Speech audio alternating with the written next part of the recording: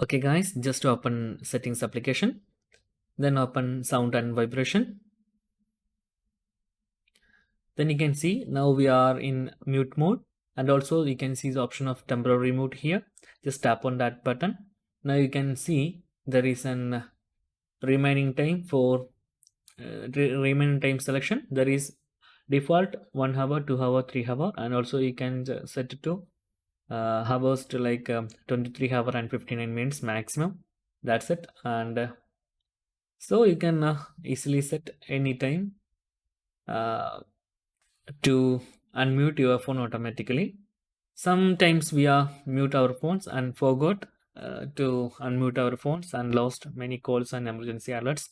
So it is very useful functions while you are entering like a mosque or any prayer places or any conference hall. We just mute our phones and keep the phone in pocket. At the mute, the phone cannot vibrate, so we miss many calls. But this option, temporary mute, it's very useful. Whenever I recommend you set 1 hour default time.